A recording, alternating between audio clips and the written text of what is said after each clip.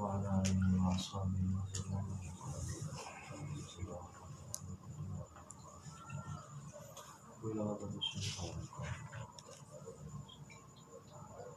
الفاتحة. أعوذ بالله من الشيطان الرجيم. بسم الله الرحمن الرحيم. الحمد لله رب العالمين الرحمن الرحيم مالك يوم الدين إياك نعبد وإياك نستعين اهدنا الصراط المستقيم صراط الذين أنعمت عليهم غير المغضوب عليهم ولا الضالين. Bismillahirrahmanirrahim. Faslun wa yambagi ayyakuna laka wirdun min tilawatil kitabil aziz tudawimu ala qiraatihi fi kulli yawmin wa lailatin. Kita bersyukur kepada Allah Subhanahu wa taala yang mana pada kesempatan malam hari ini kita masih diberikan nikmat sehat badan sehingga kita dapat berkumpul kembali. Mudah-mudahan perkumpulan kita ini mendapatkan barokah dan keridhaan daripada Allah Subhanahu wa taala. Amin ya Allah. Ini pasal dalam menerangkan tentang Al-Qur'an.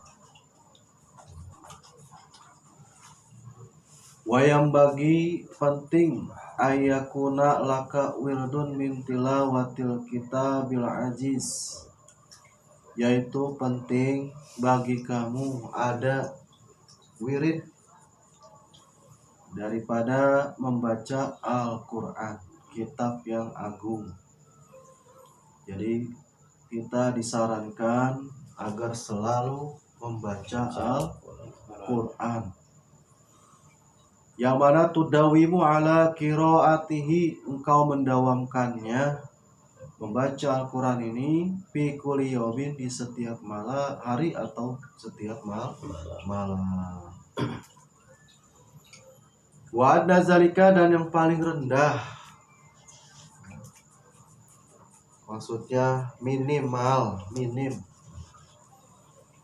engkau membaca Al-Quran itu 1 juz satu hari, itu paling minim.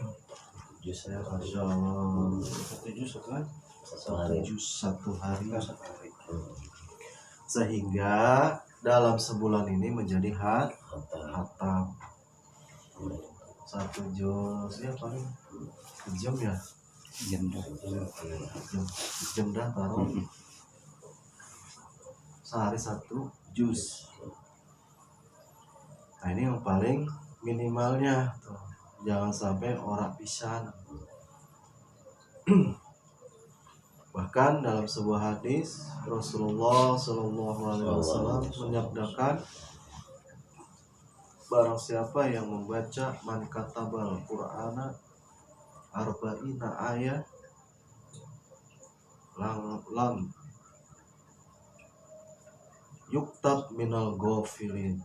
Barang siapa yang baca Al-Quran minimal 40 ayat, minimal sehari 40 ayat, maka orang tersebut tidak dicatat sebagai orang yang lalai. Ghafil itu lalai, nggak eling, nggak ingat kepada Allah Subhanahu wa ta'ala. Minimal banget 40 ayat. Ayat apa aja terserah, pokoknya sehari itu harus 40 ayat, maka tidak dicatat sebagai orang yang ghafil, orang yang lalai. Nah ini dalam membaca Al-Quran sehari semalam itu minimalnya kita baca 1 juz. Ya Pak, apa siang setengah juz, malam setengah juz lagi, monggo. Enggak sekaligus juga enggak, apa-apa, pokoknya sehari 1 juz.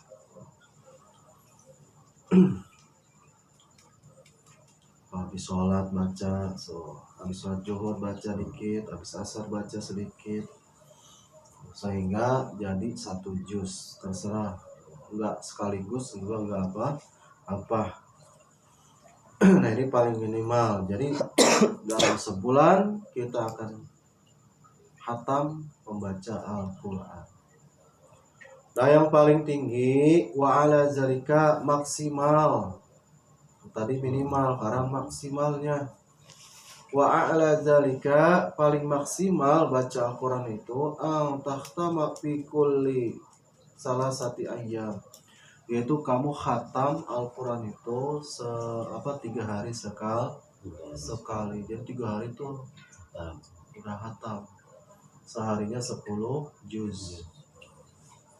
Itu maksimal 10 jam. Mana ngaturnya? Cuma terserah ngaturnya gimana tuh. 10 berarti ya. Sehari 10 juz. Ya nggak apa-apa, misalnya sehari kuatnya 15 juz, nggak apa-apa. Pokoknya 3 hari harus ya khatam. Itu maksimalnya. Jadi ada minimalnya, ada maksimal. Minimal 1 juz 1 hari. Maksimal 3 hari sekali sudah khatam. Wa'lam dan ketahuilah olehmu anna liqiraatil Qur'an fadlan aziman, bahwasanya untuk membaca Al-Quran ini ada keutamaan yang sangat agung, yang sangat besar. Jadi efeknya itu sangat besar.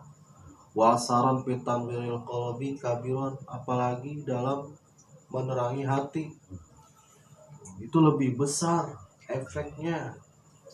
Efek positifnya lebih besar untuk menerangi hati. Kan obat hati itu salah satunya adalah membaca Al-Quran. Kata ulama, kalau hati kita sakit, baca aja Al-Quran. Itu obatnya ada di Al-Quran. Sebagian lagi ada yang mengatakan obat hati itu adalah istighfar. Banyakin baca istighfar. Kalau hati gelap, hati sama ibadah malas, udah banyakin baca istighfar. Atau bangun malam, ibadah malam, qiyamul lail, itu adalah salah satu obat hati. Nah ini Al-Quran ya, bila mana seseorang baca Al-Quran, ini akan berbekas yang sangat besar dalam menerangi hati. Efeknya lebih besar lagi untuk obat hati. Qala Rasulullah sallallahu alaihi wasallam, telah bersabda baginda Rasulullah sallallahu alaihi wasallam, afdalu ibadati ummati qiraatul Qur'an. Ibadah umatku yang paling utama adalah membaca Al-Quran. Itu ibadah yang paling utama. Kenapa? Karena ini Al-Quran adalah kalamullah. Sebaik-baiknya kalam adalah kalamullah. Sebaik-baiknya ucapan adalah kalamullah. Bahkan dalam hadis yang lain, khairukum man ta'allamal Qur'an wa 'allamah. Yang paling baik di antara kalian adalah orang yang belajar Al-Quran, kemudian kalau udah bisa wa 'allamah, kemudian dia mengajarkan. Yang paling baik di antara kalian. Wa qala Aliun karamallahu wajhadan, telah berkata Sayyidina Ali karamallahu wajhah, man qara al-Qur'ana, barang siapa yang baca Al-Qur'an, wa huwa qaimun fis sholati, dalam keadaan berdiri di dalam sholat, lagi sholat kita apa-apa habis Al-Fatihah baca Al-Baqarah misalnya. Ya, paling pendek biasa langganan kulhu sama kuliah kulhu itu bolak-balik kuliah kulhu. Waduh, saya pengen baca Yasin nih lagi sholat, ya silakan, tapi kalau berjamaah jangan. Iya, kalau buat nganggur kasihan. jamaah. Karena ada apa? Kalau kita membaca surat yang panjang itu izin dulu sama makmum. Kira-kira pada ridho nih kalau saya baca surat Baqarah? Agak. Jawabnya pada kagak pasti. Kalau hakim kagak dah. Iya. Tanya dulu ridho apa enggak makmumnya. Jangan baca wae ya. Jangan baca wae. Kadang-kadang ada imam baca surat panjang banget, kagak nanya-nanya dulu. Iya, enggak izin dulu. Harus izin dulu tuh, masya Allah tuh. Kalau imam yang ngerti mah izin dulu. Karena ada yang kadang baca panjang, Ada tuh ya. izin dulu. Kasihan orang. Walaupun memang lebih baiknya adalah yang membaca surat itu agak lama. Itu pun tujuannya kenapa disunatkan baca ayat, baca surat itu habis Al-Fatihah itu agak lama. Kenapa? Karena agar si makmum ini kedapetan Fatihah.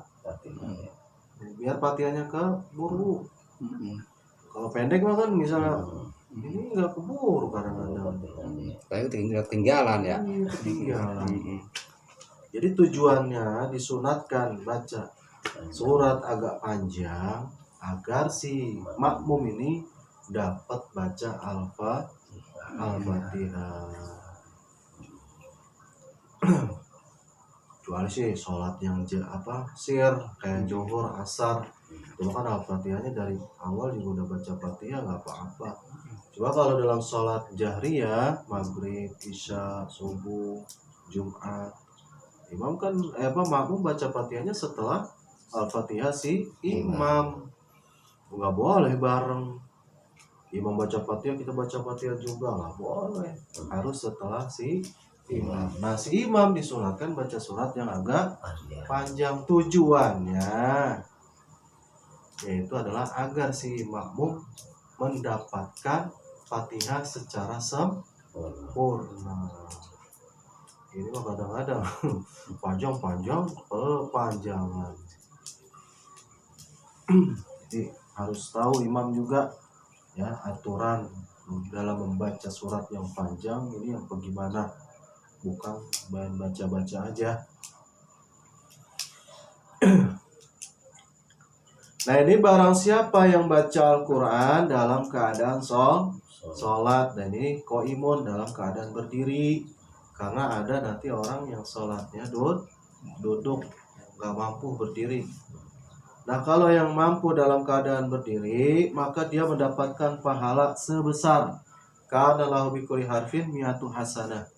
Maka dia akan mendapatkan pahala 100 kebaikan dalam setiap hurufnya.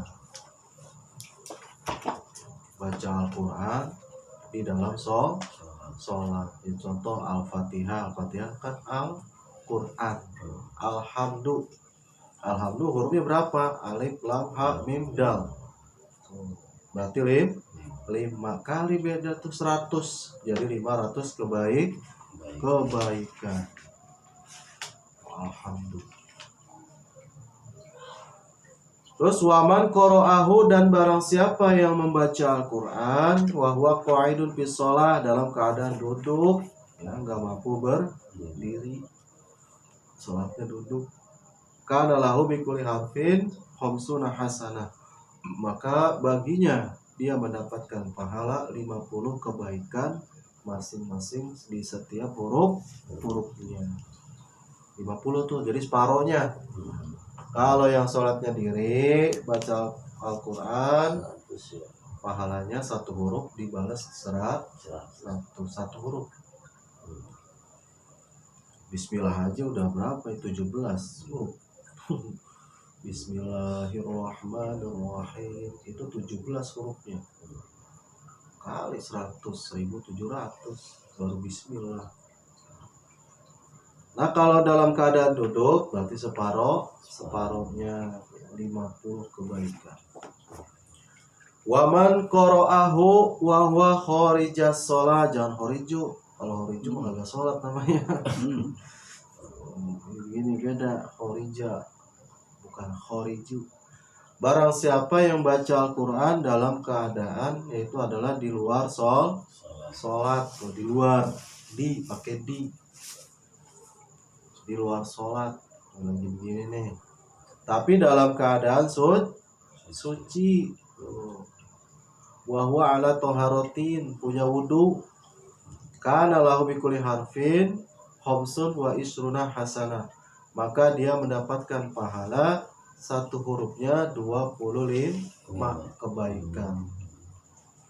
Satu huruf kita baca di luar sholat, punya wudu, maka pahalanya satu huruf 25 kebaikan. Waman qara'ahu wa huwa ala ghairi taharatin, dan barang siapa yang baca Al-Qur'an tapi enggak punya wudu, cuma jangan dipegang Al-Qur'annya.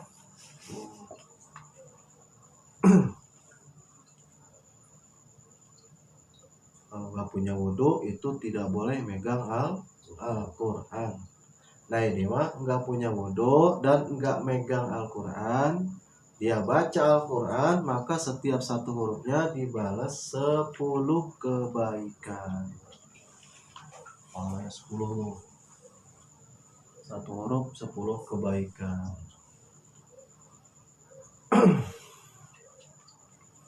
Kalau tahlilan kan baca Yasin berbeda hafal banget kan ya. Yasin wal Qur'anil hakim, orang punya wudu lagi. Masih dapat ya. Dapat tuh. Yasin 2 huruf 10 kebaikan, satu hurufnya dibalas dengan 10 kebaikan. Kalau punya wudu 25.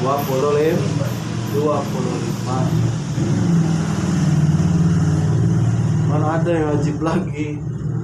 Barang siapa yang baca Al-Quran di dalam sholat, bari ngerti itu, misalnya alhamdulillah ini artinya apa, kemudian menjadi apa, hirob-hirobannya tahu gitu. Ini kenapa dibaca alhamdulillah dia tahu, lillahi kenapa dibaca lillahinya dia tahu. Itu setiap satu hurufnya 700 kebaikan. Kalau mengetahui adalah ilmu nahu sorofnya, makanya penting ya, Nabi menyabdakan ta'allamul arabiyah, belajarlah kalian bahasa Arab. Jadi ngerti ilmu bahasa Arabnya. Kalau kita baca Al-Quran mengerti ilmu bahasa Arabnya, maka pahalanya setiap satu hurufnya 700 kebaikan. Kalau di dalam sholat.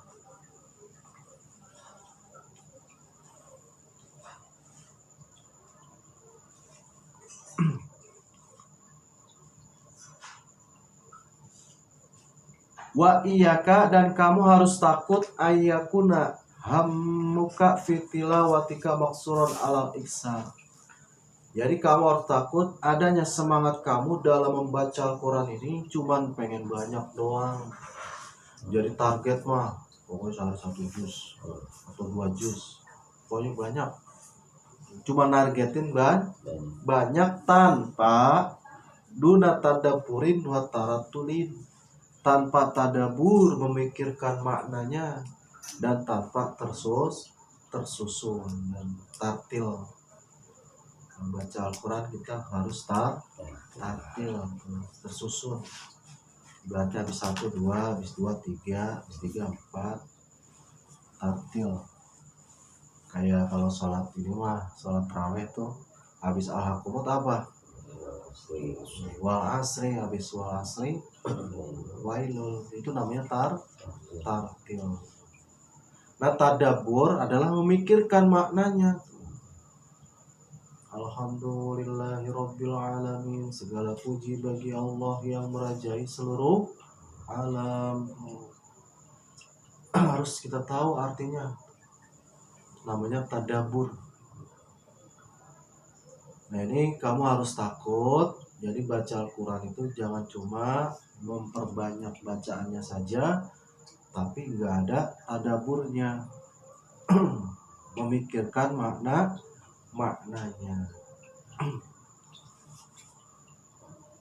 Ar-Rahmanir Rahim yang ada di Al-Quran coba. Apa yang ada di sholat? Alhamdulillah, coba di Alhamdulillah. Ar-Rahmanir Rahim yang Maha Pengasih, Maha Penyayang. Iyyaka na'budu wa iyyaka nasta'in. Kepadamu kami ibadah dan kepadamu kami minta pertolongan. Ihdinas siratal mustaqim. Ya Allah, berilah kami petunjuk jalan yang jalan yang lurus. Jadi tahu maknanya tahu.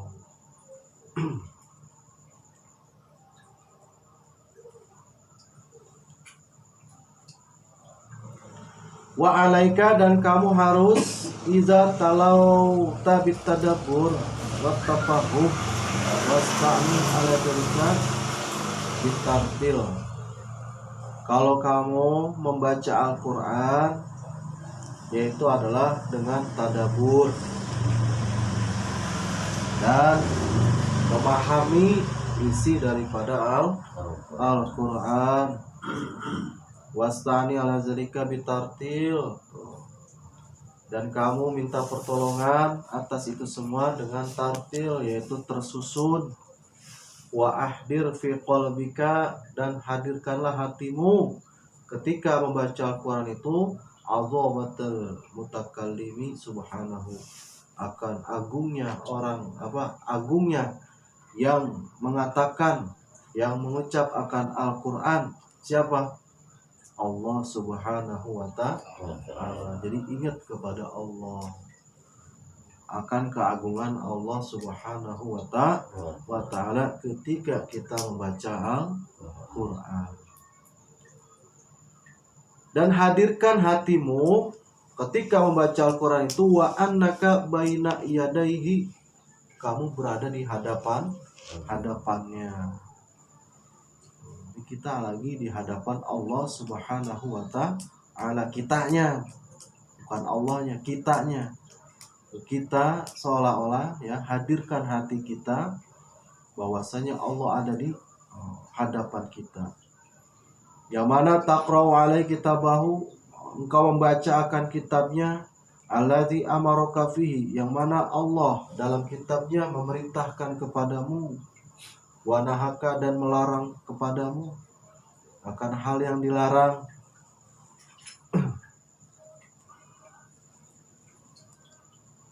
Wa wa'azoka, dan Allah menasehati kamu, wa wasoka, dan Allah berwasiat kepadamu.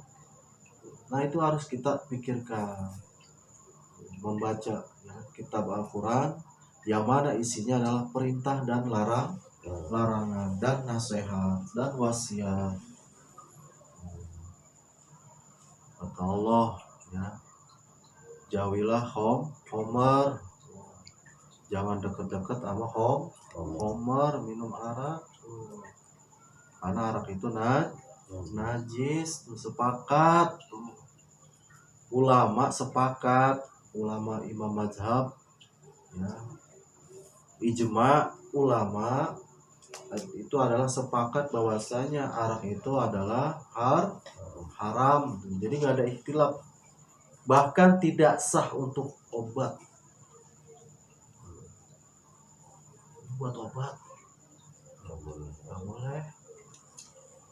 Arak dijadikan obat nggak boleh. Masih lebih baik yang lain. Sekalipun obat luka ya. Iya. Karena nggak diminum tuh. Nggak diminum. Maksudnya buat najis. Kalau buat minum. Obat minum. Kalau buat digosok, iya, buat luka. Lain. Cuma obat untuk diminum. Jadi kan cuma najis doang. Kalau udah masuk badan, jadi daging, jadi darah. Sekalipun buat obat, bukan ada yang buat obat diminum. Jadi ulama sepakat ya bahwasanya arak homer itu adalah haram. Jadi apa-apa yang disepakati oleh ulama jika dihalalkan, naudzubillah, itu orang keluar dari agama Islam. Seperti zina dihalalin misalnya, udah yang halalin itu murtad, naudzubillah. Kecuali masalah ikhtilaf, ya, ikhtilaf perbedaan pendapat nih. Contoh ada yang sholat taraweh misalnya 20, ada yang 11, berarti hitungannya 9 ya, 8, Berarti taraweh 8, witir 3. berarti mengizinkan atau melegalkan sama aja menghalalkan. Ya bahaya. Iya begitu dah ya. Ya belum Mirip-mirip. tentu. Oh, Kalau dia dalam hatinya menghalalkan bisa. Kan orang ngizinin itu belum tentu menghalalkan. oh ya. Dia boleh-bolehin doang. Mm-mm. Kayak ada misalnya RT, ada di sini ada orkes misalnya apa maksiat lah. Iya. Diizinin sama dia ya cuma dapat dosa aja. Mm-mm. Tapi kalau dalam hatinya dia nekatin itu halal, ini gue legalin juga karena gue udah ngebolehin, udah halalin, maka itu jatuhnya murtad, naudzubillah. Kecuali masalah ikhtilaf, masalah perbedaan pendapat. Ya kayak tadi kalau misal taraweh yang 20, orang boleh lu sholat 8 rakaat misalnya, haram. Nah itu bahaya. Nggak apa-apa kalau yang bukan masalah ikhtilaf. Maksudnya yang masalah ikhtilaf ada yang haramin, ada yang ngebolehin, itu nggak jadi murtad. Kalau masalah ikhtilaf, ya, bedaan pendapat, ya contoh kayak hadroh nih. Ya hadroh, ya, rebana kan ada yang haramin, ada yang ngebolehin. Yang ngebolehin nggak jatuh murtad, yang haramin juga nggak jatuh murtad. Nah, itu perbedaan pendapat. Kecuali masalah ijma, udah sepakat nih ulama semua mazhab yang 4 sepakat. Arab haram, zina haram, semuanya riba haram tuh, kayak masalah riba itu sepakat ulama. Nah, itu kalau ada yang menghalalkan sesuatu yang diharamkan oleh ijma, maka itu murtad, naudzubillah.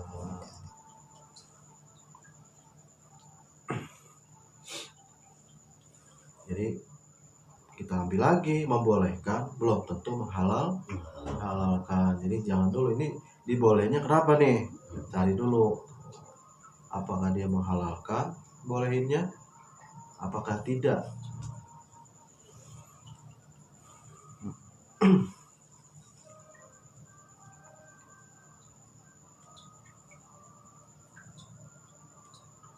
Wakun dan jadilah kamu ilda kiroati ayati tauhid, ketika membaca surat ya ayat-ayat tentang ketauhidan, watamjid ya mumtalian bil ijlali wa ta'zim, yaitu penuhi hati kamu dengan mengagungkan ya akan kebesaran Allah Subhanahu wa ta'ala. Itu ayat yang mengajak tentang tauhid, seperti mana qul huwallahu ahad Allahus samad lam yalid wa lam yulad, itu kan tentang tauhid. Jadi ketika membaca surat Qul itu penuhi hatimu dengan mengagungkan Allah Subhanahu wa taala. Wa ilda qiraati ayatil wa'di wal wa'id, dan ketika kamu baca ayat-ayat tentang janji Allah dan ancaman Allah, mumtalian bi rabbi, maka penuhilah hatimu dengan cinta dan takut. Ketika kita membaca ayat janji Allah, maka penuhi dengan cinta.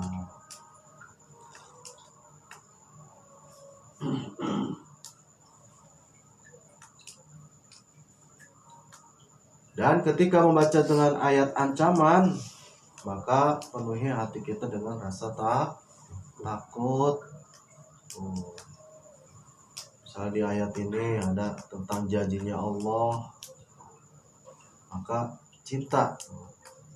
Barang siapa yang beramal ya, walaupun satu zarrah, maka dia akan melihatnya, akan mendapatkannya. Dan barang siapa yang melakukan keburukan sekalipun sebesar biji sawi, maka dia akan mendapatkannya. Nah, ini kita harus takut.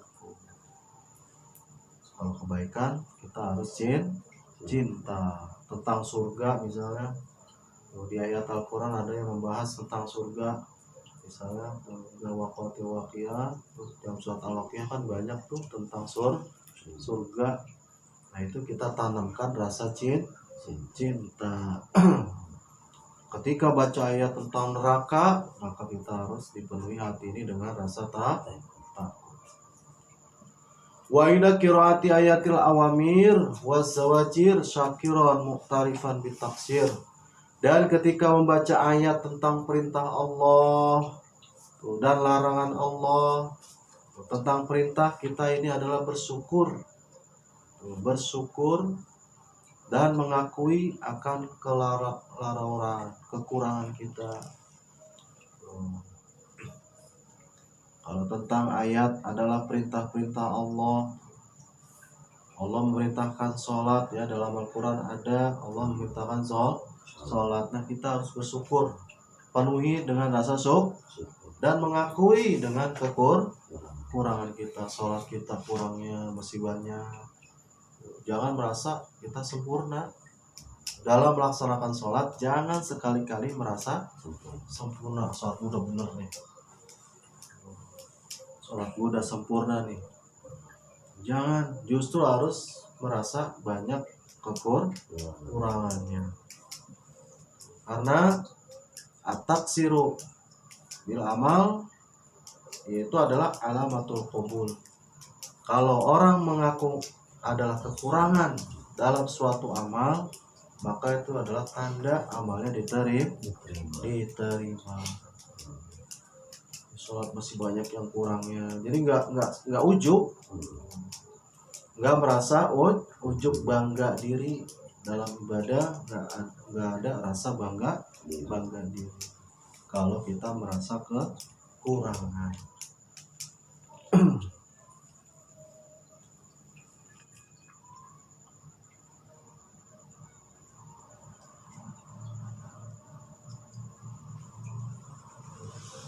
Nah, dalam larangan kita harus mengakui ya, yaitu istighfar, wa mustaghfiron, aziman ala tasmir. Dalam masalah membaca Al-Quran, kita baca yang tentang larangan, kita banyakin istighfar. Ya Allah, ampuni dosa saya. Jika kita sudah melakukan dosa tersebut, kita minta ampun. Dan bernajam tuh, niat, bulatkan tekad ya, nah, jangan melakukan hal-hal tersebut lagi.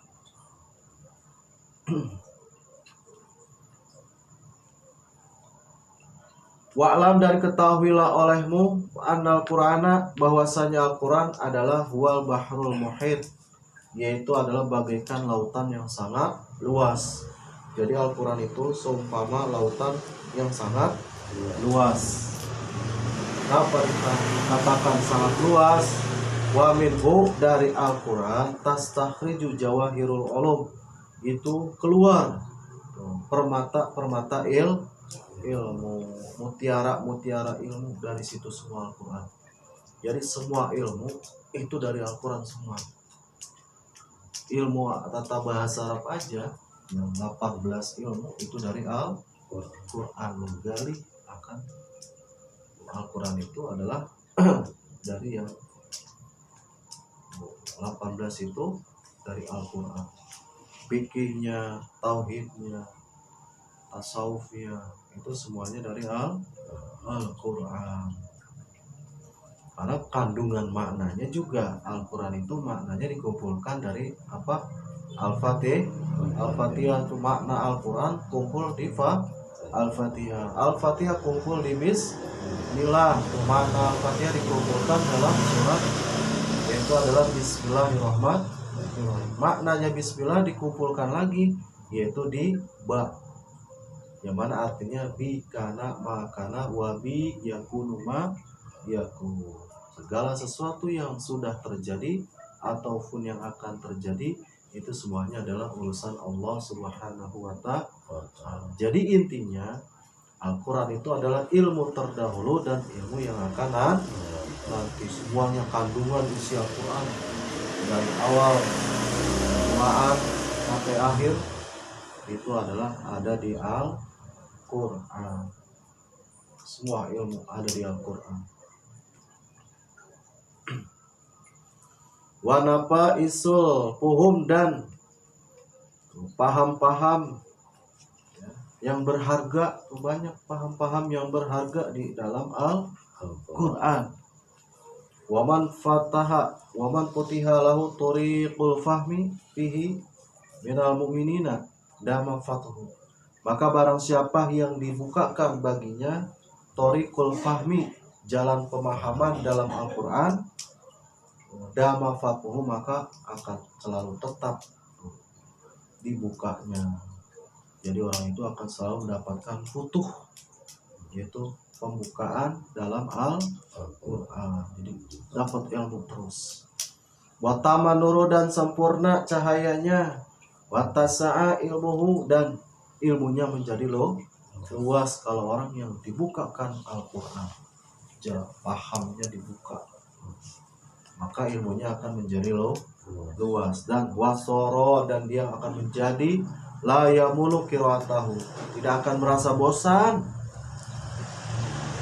baca Al-Quran baik siang ataupun malam. Kenapa? Lianau qad wajada, karena orang tersebut sungguh telah mendapatkan maksudahu, akan tujuannya.